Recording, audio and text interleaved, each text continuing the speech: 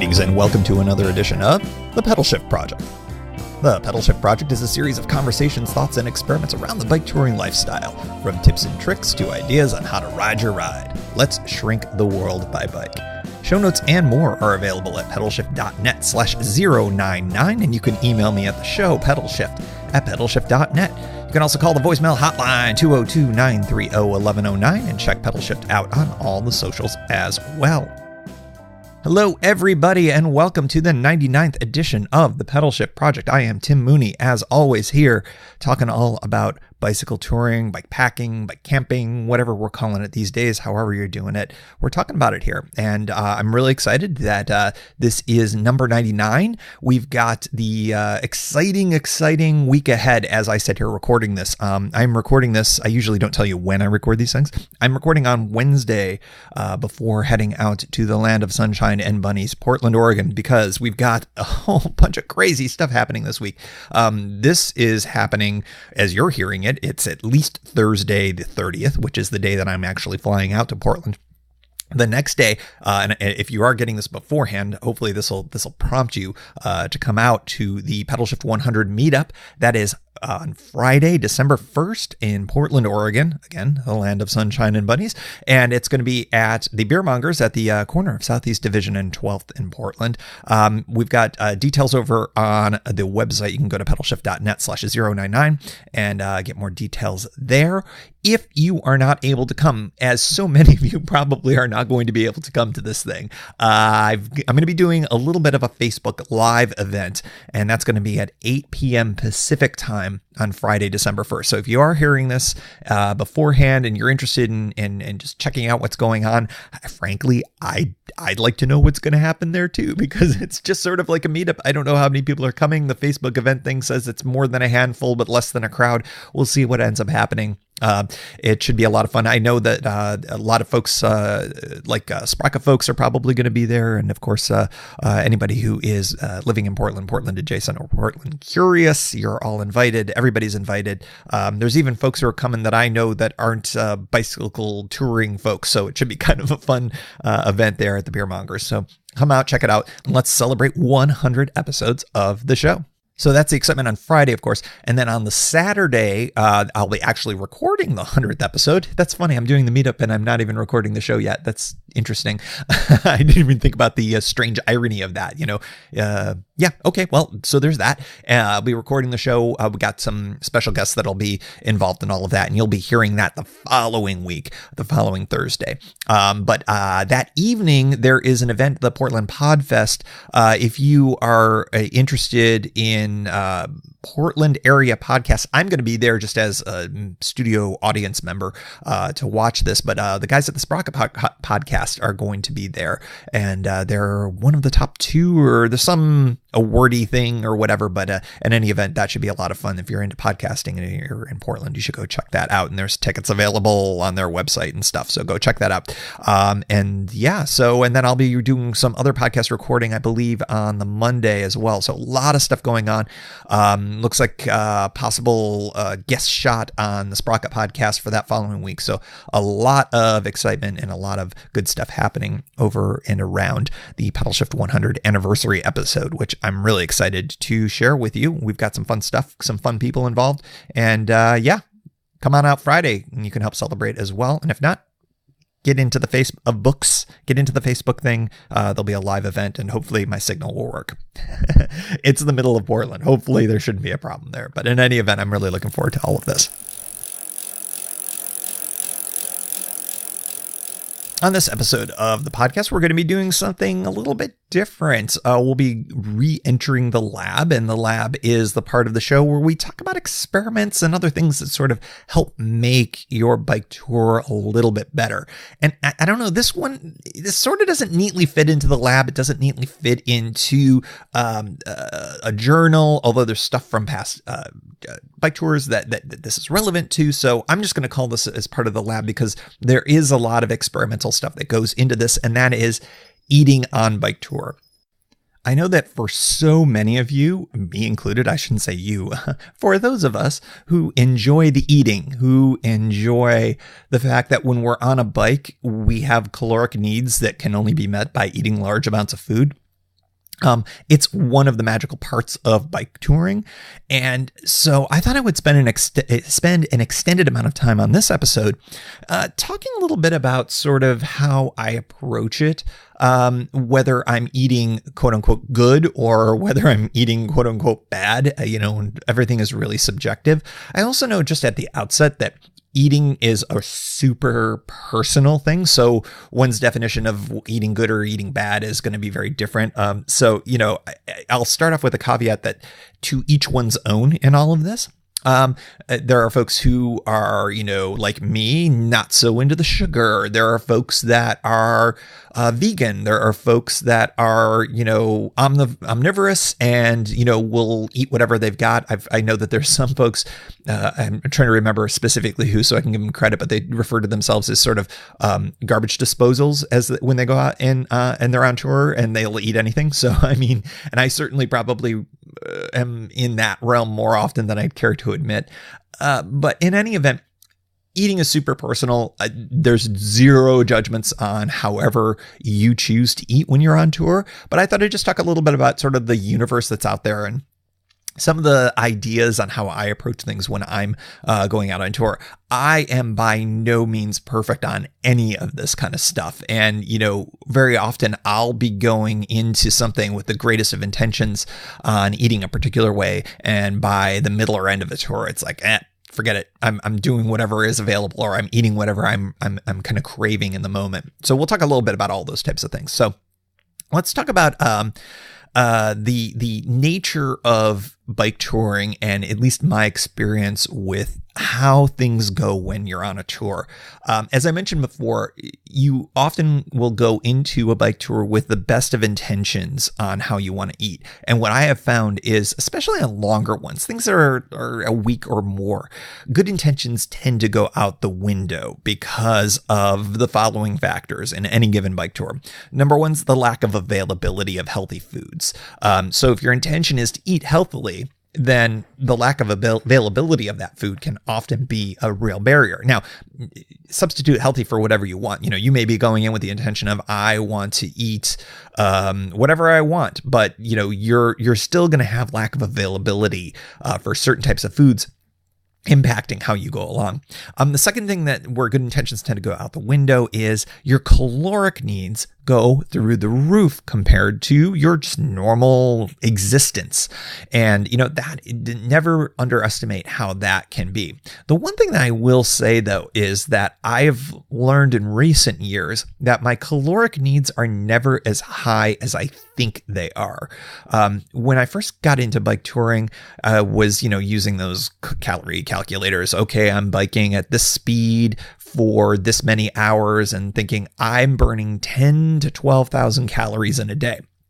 And that may be true, but I think that that's not necessarily always the case. It just sort of depends on your terrain. And remember, a lot of those things are averages. So your actual caloric needs may actually be closer to the 5, 6, 7,000. So if you're sitting there going, I'm going to eat as if I've just burned 10 to 12,000 calories, but you've really only burnt 6 or 7, well, you can understand why some people gain weight on tour. Last but not least, in terms of the good intentions going out the window, is shifting palate. And this is something that I've noticed for myself, and I'm curious if anybody else has noticed this with your own bike tours. But I find that my desires change in the middle of a tour. And sometimes it's because I'm eating a lot of one thing that I thought I would really like. And by the end of that tour, I am just dead tired, sick of it. I talked with Daniel on the last ride down the Pacific coast there, and he was really done with Cliff Bars. And I'm totally in the same boat. I just can't look at a Cliff Bar the same way I used to. I remember the first time I had a Cliff Bar. I was hiking up, those of you in the Portland area know this place. It's on the Washington side of the Columbia River, Dog Mountain. It's a pretty popular day hike. And I was utterly unprepared for it. You know, when our new friends said, hey, let's go for a hike, I was imagining the types of hikes that I was having in Western New York, which generally are relatively flat. They may be long, but they're relatively flat. Now, this thing was up a damn mountain, and I was utterly unprepared for it. I didn't have enough water. I brought no food, nothing. And the guy that we were hiking with hands me a Cliff Bar, and I'd never had one before. And it was the most delicious thing I think I had ever had in my entire life in that moment. Fast forward a few years, a few decades even, and I am really not as into them as I used to be, at least on that one day. So, you know, shifting palate. On bike tours, the only thing that I've never gotten sick of are Snickers bars, and we'll get to that in a little bit. But yeah, your taste for things, I have found, will sometimes change. So when I'll use another example. I used to be really into making basically macaroni and cheese, and then a packet of tuna and maybe a little extra cheese in it, or maybe some peas or something else to go into that. And I made that a lot because it was easy. It was very hearty. It had a lot of calories in it. It was really filling. It was nice, a warm meal, especially on cooler nights. But I got to the point where sometimes you make it and you don't make it quite as good. Maybe the macaroni doesn't get done all the way through. By the way, you Canadian folks, I'm talking about craft dinner, just to translate there. Yeah, and now I don't make that anymore because it just doesn't appeal to me. And it might be A, I overdid it. B, my tastes have changed. I've moved away from that kind of stuff. But it happened literally in the middle of a bike tour when I had another meal or two of it, and I was like, I don't want to make this anymore. And I used to make it every night, or make it a lot. And I did. It was a staple of tours for me. And maybe it might be a good one for you too. It's simple. It's easy. We'll talk a little bit about some food prep and some ideas for you in a few minutes as well. And that was certainly one of them, but I can't do it anymore because of my shifting palate. So, you know, what you need to do is you need to go into the whole concept of a bike tour and what you want to eat, being mindful of the fact that you're probably going to be tired. What kind of availability is there, whether you want to cook or not, because I know a lot of folks out there who are more into bike packing don't carry stoves. And we talked about that on a past show, you know, about the best stove for you may be no stove at all. So I wanted to talk a little bit about the various different types of approaches to eating while you're on tour. And I'm going to start off with those of you who like to tour without cooking at all. Now, I've done that. There are times when I lean more towards that, especially on shorter tours or under circumstances where I know I'm going to be going by restaurants or places to pick up food, and I just don't want to deal with carrying the stove or cooking or anything like that. Now, the other consequence of that is when I don't bring the stove is I don't get to have coffee in the morning, and I'm here to tell you that I'm usually much better with my coffee, but I've talked about how I've used caffeine pills as a substitute to that, and that works out pretty well. So if you're touring without cooking and you're worried about the whole coffee situation, consider the caffeine pills, especially if you just need that little bit of caffeine in the morning like me to get yourself rolling. The first thing that I would say if you're going to be touring without cooking is carry snacks that you like, but try to be diverse.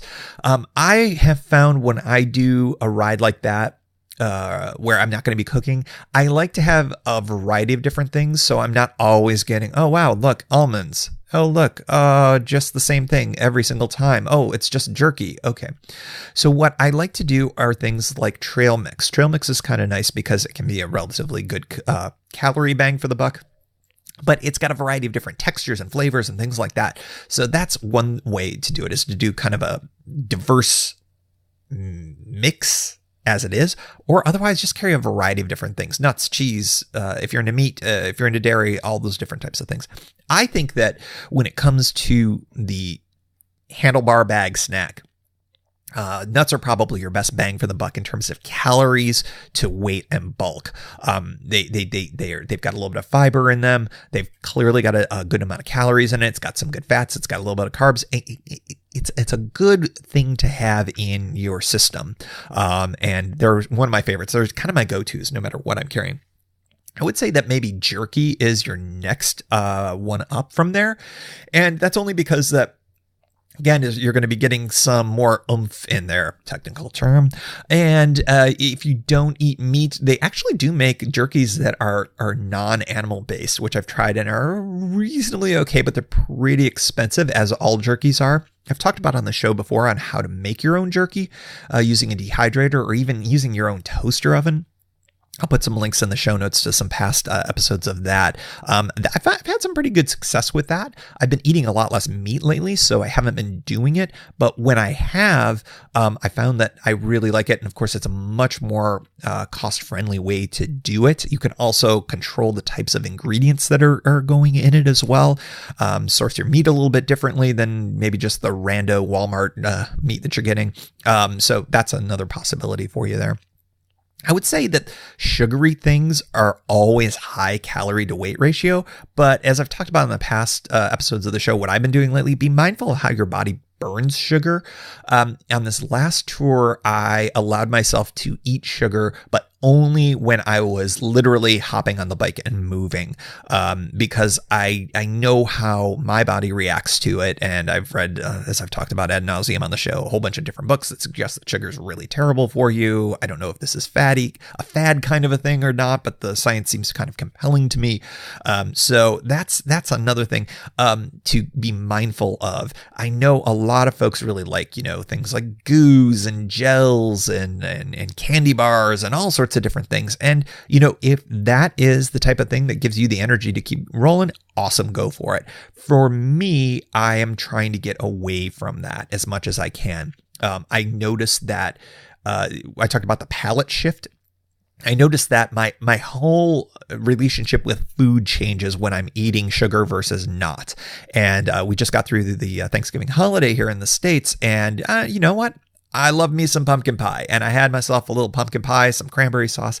And I noticed not only did I gain a few lbs during the holiday weekend, but I also just didn't feel the same and I didn't feel right. So pay attention to how you feel when you eat certain foods, and you may find that you change your overall dynamic when you're eating on tour or maybe even when you're eating at home. I think so often we ignore food as a predecessor or precursor of things that happen in our bodies. And I'm not talking about, food necessarily making you sick, although it certainly can. Just how does your body react to it? And just pay attention to it. I know a lot of people use food journals and pay attention to how they feel and what their energy levels are like. So that's something to pay attention to when you go bike touring as well. That might inform how you pack for food going on in the future. So anyways, those are some ideas on if you're touring without cooking, what types of snacks you're going to carry with you, because obviously you're not going to have a stove. If you're touring without cooking, you're probably, but not always, going to be touring in places where you've got access to a lot of grocery stores, if not restaurants. Now, obviously restaurants, they prepare the food for you. You stop in, you charge up your phone, you eat, go for it. But if you are hitting the grocery store, and this of course would be true if you're cooking as well, and we'll get to cooking stuff in a little bit. But I've got some strategies on how to handle going to grocery stores when you're on bike tour. I know that this can be a stress point for a lot of folks when they're on tour because they're worried about their bikes and, what's going to happen when I go inside? Are people going to root through my panniers and all that other kind of stuff? I will say that when I've gone, I would say in larger cities, you've always got to be mindful of leaving your stuff unattended. In some of the smaller cities, and I'll use the examples of some of the trail towns on the C&O and the Gap, and some of the smaller towns on the Pacific Coast route. I've never had a problem. I've never heard of anybody having a problem. But that said, I always lock up. I just think it's taking too much into your own hands and putting too much trust in the goodness of humanity, which these days I'm not so sure I'm into. I lock my bike up. I don't worry about my panniers. Frankly, I think most people look at them and are utterly befuddled on how to open them up even. So yeah, I've never had an issue with it. I do carry in my wallet, my phone, and any true valuables. Those come in with me usually in my handlebar bag. So anyways, I know that doesn't have anything to do with eating, but we're talking about grocery store strategies here. So if you're rolling through a town and there's a store close to where you camp, this is sort of the best deal for you, especially if it's a grocery store that, like so many in the States, have a lot of pre-prepared foods and things like that. You can get really good bang for your buck value at a place like that compared to going to a restaurant or a cafe or something like that. So what I generally tend to do is I focus when I'm at a grocery store on the things that are hard to get or otherwise would require advanced prep or prep that I just can't do in a camp. So I focus a lot on fresh vegetables, salad mixes, pre-prepared, pre-bagged with the dressing and stuff all in there. Man, those are fantastic.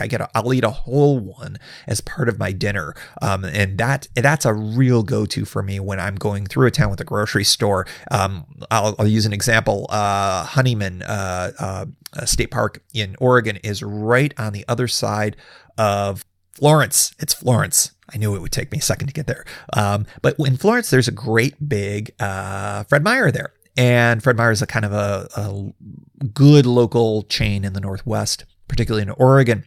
And so I always end up going there. And on this trip, I got a bag salad, I got an avocado, I basically did the type of things and ate the way that I would eat at home. Now, the salad dressing was probably full of sugar and junk, but at the very least, I was eating more closely to what I would do when I wasn't on a bike. I just ate substantially more. The other thing that you can get when you're close to camp, like in that situation, I think it was maybe 2 miles away, at most maybe 3 from camp. You can get things that are either very hot or very cold or prepared foods or things like that you normally wouldn't be able to store in your bag all day. So if you want to end your day with a pint of ice cream, dude, go for it. I've done that before back in the old days when I ate more sugar. But also you've got things like hot prepared foods. Sometimes they'll have like a hot bar or something like that. That might be the type of thing that can fuel your dinner for the night. And then you don't have to worry about cooking if you're not into cooking. But otherwise, you might be able to get something that maybe you don't get to get very often. I know at a lot of these places, they'll have like a Chinese food bar or a hot wing bar or something like that. And you can pick and choose what you want. If you lean more towards veg or vegan, you can usually do a lot better at places like that. So my strategies tend to be focus on the foods that I can't get or won't keep, in addition to getting foods that I need to be able to get to make sure that I've got meals down the road later if I'm not going to have access to grocery stores. And we'll talk about that in a second here. In fact, we'll talk about it right now. I always like to have at least one meal on me that is for the future. So let's say that I've got a section of the ride where it's like, okay, well, I'll get lunch in this town, but I know I won't have an opportunity to do any shopping for dinner. So I want to make sure I have a dinner. I usually make sure I have an extra, very light, very easy to deal with meal with me at all times that isn't necessarily spoken for, whether for a breakfast, lunch, or a dinner. So whether you cook or not, you should have something on you that serves as a meal of some kind, just in case your plans change or you don't make it to your planned endpoint that presumably has food. Like, for instance, the Honeyman State Park example, where you just know you're going to be going through Florence and you know you're going to have access to food. Let's say you don't make it all the way there and you're camping at some other place, or you're stopped someplace and you need to have a meal and you don't have access to the food. This extra meal, having a meal on you, I think I'll call it an emergency meal. I think it's the right way to go. So for you non-cookers, examples, tortillas and peanut butter. I know, breakfast of champions, right? But that's something that's super easy, got nice calories to it. Lots of people like peanut butter. I might be American-centric there. If you're European, you may not. Use Nutella, use something else. Tuna packets. It used to be that you had tuna only in cans. Now they make them in foil packets, which works so much better. It's a lot lighter. The aforementioned Cliff bars or any kind of protein or power bars out there, they make them in vegan style as well. So if you're vegan or veg, you've got opportunities there as well. So non-cookers, bring something that's hearty that you can substitute as a meal replacement. That was redundant, so that you can substitute as a meal for you. For you cookers, when you're in the grocery store, think about things that are going to be lightweight, but if you ate it, it could serve as a meal replacement. Dehydrated potatoes. They make these, there's a couple of different brands here in the States, but basically it's just a small packet. Sometimes they're as cheap as like $1 or $1.50. and you add hot water to it, and it is more mashed potatoes than you can shake a stick at. It will serve as a full meal if you need it. Just one of those packets just tucked in the bottom of your pannier can be a helpful thing. Now, maybe you're going to plan on using it for a meal, like I'm going to be talking about in my campsite meal ideas in a moment here. But I think that it's also good to have something like that there just as a backup, just in case. You never know. Bike could break down, all sorts of things. Plans change and you're like, oh, I'm at a campsite and I didn't end up going to the place where I thought I'd get food. Or, you know what, I'm in the campsite and the place that I was going to go to is a mile away and I just don't feel like it. I'm just going to make what I got on me. Dehydrated potatoes if you're a cooker. Those pasta or rice packets. Here in the States, we've got a brand called Knorr. I think I've talked about this on the show. Knorr, Knorr. They are green packets. They're usually next to spices and the pasta section and the bean section. Man, they're usually $1 a piece. Sometimes they're on sale for even less than that. And while I would say one of them is often just shy of a meal, it's at least there for you. And maybe you make it as a side. I think Canadians, you guys call it sidekicks. That you could do that for another meal, or maybe it ends up being a replacement for something else as well. They're really cheap, inexpensive. Those are great things as a backup if you're a cooker, those types of things. Either way, whether you're a cooker or a non-cooker, it's a little bit on the heavier side, but a canned soup or canned pasta, if you don't cook and you're in a pinch, man, pop that thing open and just eat it straight from the can cold. I know that's not the greatest thing in the world, but it's there if you need it. And likewise, if you're a cooker, just heat it right on up. So that's kind of part of my grocery store strategies is focus on the good stuff, focus on stuff you can't get for your immediate meals. Make sure you've got stuff for the next few nights or days or whatever your needs are, and always make sure you've got an extra backup in there as well. What I didn't talk about, and probably is something that more people are more interested in, is some meal ideas when you're at camp. Now, if you're not a camper, and you're staying at B&Bs or hotels, or you're staying in towns, obviously this stuff is not as important to you. I think all of the other stuff has the possibility of being relevant and useful to you. But for you campers, this is the stuff that can be really helpful.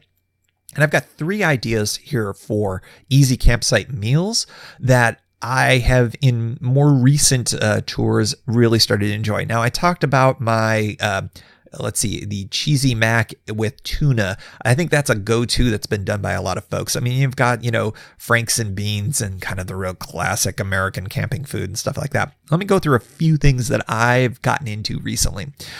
Canadian American Thanksgiving. I talked about this on the last tour, and I'll tell you, it was a lot easier than I thought it would be to create a meal that was, frankly, really good. Now, I just got through American Thanksgiving and did a nice little, I did roasted vegetables and a whole bunch of other things. There's no way you're going to be able to do that quite the same while you're on tour. But let me tell you again what I did on this past tour during Canadian Thanksgiving. This was for 2 people, so having a 2-pot setup is actually probably your best bet because it gives you the most ability. But for the most part, what you're doing is you're going to be heating things up and you're going to be heating water. And those are the only 2 things you're going to be doing. So it's really easy and it's good for cleanup. So you're going to be boiling water and you're going to be doing that to make your mashed potatoes, your instant mashed potatoes. In the other pot, so that's one pot, that's easy, just boil water. The other pot, what you're going to do is you can get some canned chicken or canned turkey and mix that up with a gravy packet. And you'll make the gravy first. That usually just takes cold water and a little bit of stirring and a little bit of heat until it starts to thicken up. Those gravy packets are like $1. They're so cheap. They're really inexpensive. Then drain the chicken or the turkey and then put it right into the pot and let it all heat through. Just, you don't have to do a very hot flame. In fact, you really don't want a hot flame on that. You just want to slowly heat that up. Meanwhile, your potatoes, you can put them into a cozy if you've got it, or otherwise just kind of wrap them up. They're done almost instantly, hence the term instant mashed potatoes. But by the time you're done heating everything up, which does not take very long, you dump the gravy and chicken or turkey mix on top of the potatoes on your plate. And if you're really crazy, get a can of cranberry as well and add that on. That is a pretty great meal. It was really filling and really easy to do. Cleanup is a breeze because you only have 1 pot with stuff in it, and it's pretty easy. You basically just put in some water and let that kind of reheat up, and then scrub out that pot and you're all set. The other one, of course, only did water. I tend to like to cook mostly when I'm at camp, only boiling water, so I don't have to do a lot of dishes. I'm very lazy. But in this one, it's worth it. And you can also add on other things if you would so choose. You can get canned vegetables if you want, or anything along those lines to add to that. But it's a really fun, easy to do type of meal. The ingredients are very readily available at most grocery stores, or even often you can find some of this stuff in smaller little small town stores as well. So you just never know. And it's simple. And if you've got time you feel like cooking and it's not a lot of effort, you can have a really glorious meal at the end of your day for relatively cheap. And also relatively easy to do. If you've got a campfire, my next idea is something that can be a really great meal that's super easy and super simple. And what I do is I just grab a couple of sweet potatoes and make sure that I've got some foil on me. Now, that's the one real key here. You wrap the sweet potatoes loosely in the foil. After your fire has gone to coals, stick those sweet potatoes in. Depending on the size, oh, by the way, make sure you prick them. Depending on the size of your sweet potato, and this is an example where I would say don't pick the real fat ones, pick maybe skinnier ones because they'll cook a little bit quicker. You don't have to worry about overdoing them, but if you keep them in the coals for about a half hour or so, depending on the size, if they're real small, they may take only about 20 minutes or so. You pull those out, be careful, they're hot. And then you've got these baked sweet potatoes. Then add whatever you would like to it. A lot of people I like to add butter to mine. And you know what? Butter actually keeps pretty well, better than you think, over the course of time in the saddle. It actually does not need to be refrigerated in most circumstances, especially the good butter, the good grass-fed butters that are out there.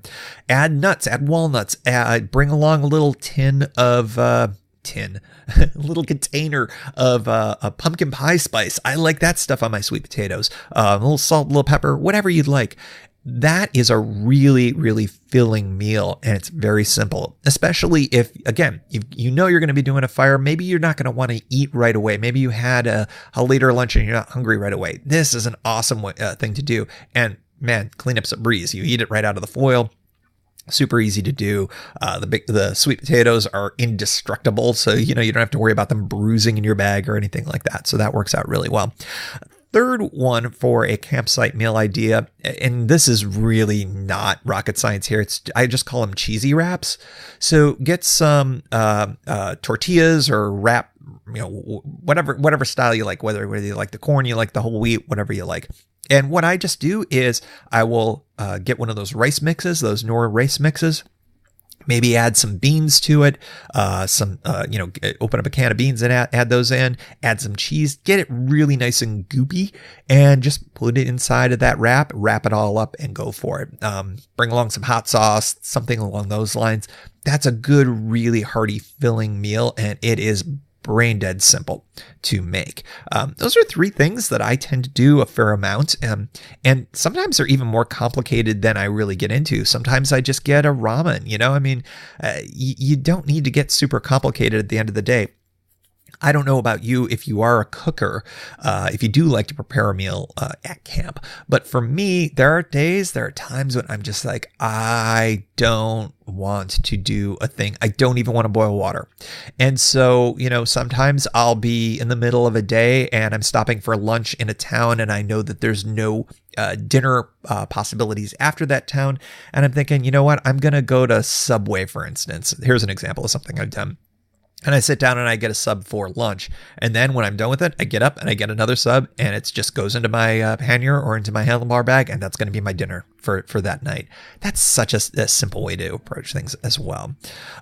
One thing that I would say is that just to sort of wrap up the whole concept of eating while on tour, we often eat things that we're not super proud of. And it's funny what your cravings do when you're on tour. And I've talked about how I tend to jam on the Snickers bars. When I was out on this tour this past October, of course, it was, prep for Halloween time. So every time I was in the grocery stores, it was the Halloween candy everywhere. I would go and I would just get those little mini bags of Snickers bars, the little ones, because those were really great for sort of, I've got a big hill coming up and I need some energy. Pop a few of those in and I'm gone. I ate an inordinate amount of Snickers bars. I really like them for fuel, but I enjoy them a lot too. So not proud of that. I ate a lot. I think I ate 2.5 bags of those things, which is just ridiculous. But it was a couple week long tour. So I gave myself a little slack. The one thing that I do, which is so weird, is I remember when I was biking with Bell Star, this would have been about this time last year, when I was just slogging away, trying to make the end miles at the end of my day. And I was not bonking, but I was getting close to feeling that. And I was just grabbing anything I had out of my handlebar bag, just mawing on anything to get my energy up. And so I had a little squeeze thing of peanut butter and beef jerky, and that's all I had left. And I just hit that really hard. So beef jerky and peanut butter, not proud of that. Kind of gross, but actually sort of delicious. And as I think of it, I kind of enjoyed it at the time. Not proud of it, but delicious. So that is me talking for a long time about food. If you are hungry by now, like I am, go off and enjoy a nice, good, healthy meal. But, I hope that these are some good ideas for you for your bike touring, your bike packing, your camping experiences. And also maybe for those of you who aren't into preparing meals, this gives you some strategies at the grocery stores and whatnot. Of course, if you've got restaurants and fast food places that are available for you, obviously you can take advantage of that stuff as well. Have a plan. Try to stick to it, but be flexible and be forgiving to yourself about how this all goes for you. Because like I said at the top of this whole segment, your palate changes, your intentions change, all sorts of things change when you're on tour. Your caloric needs, all of that feeds into one thing. So make sure that you're taking care of yourself. And, if you're noticing you're not feeling well, start thinking about, okay, well, what have I been eating the last few days? And that might give you an answer right there. And maybe some subtle shifts in what you've been eating, to the extent that that's available to you, can help make things better. And we like to close out the show, as we do every show, with a big thank you to all the supporters through the Pedalshift Society. If you like what you hear, you can help maintain Pedalshift as an independent, listener-supported voice while expanding the offerings. We're talking $5, $2, even $1 a month can help with the cost of hosting the podcast on the website. You can do it for a bit. You can cancel anytime. You hear me talking about this at the end of every show. One-shot support's welcome if you're not into the whole small monthly thing. Pedalshift.net/society. On to the Society. Ethan Georgie, Kimberly Wilson, Caleb Jenkinson, Cameron Lane, Andrew McGregor, Michael Hart, Josiah Matthews, Keith Nagel, Brock Dittus, Thomas Skadow, Seth Krieger, Marco Lowe, Terrence Manson, Noah Schroer, Harry Telgadis, John Sikorsky, Richard Killian, Chris Barron, Brian Wren, Mark Van Ram, Brad Hipwell, Paul Mulvey, Stuart Buchan, Todd Stutz, Mr. T, Roxy Arning, Nathan Poulton, Harry Hugel, Stephen Dickerson, Vince LaGreco, Ruth Divorcey, Michelle Miller, Matthew Lewis, Michael Baker, Billy Crafton, Paul Culbertson, Scott Culbertson, Matt Perry, Danielle Jepson, Cody Florchinger, Tom Beninati, Bobby Ruppel, Roy Everett, Greg Braithwaite, John Mayer, and new this week, William Cairns. And thank you also to all anonymous and past contributors for helping make this show happen. Thank you for joining. You can find Pedalshift at pedalshift.net for more great bicycle touring content. You can hear the Pedalshift Project through Apple Podcasts or your favorite podcast app. Opening music courtesy of Jason Kent off his self-titled album. The track is called America. Check out his band Sunfield's latest release, Mono Mono, wherever cool music is available.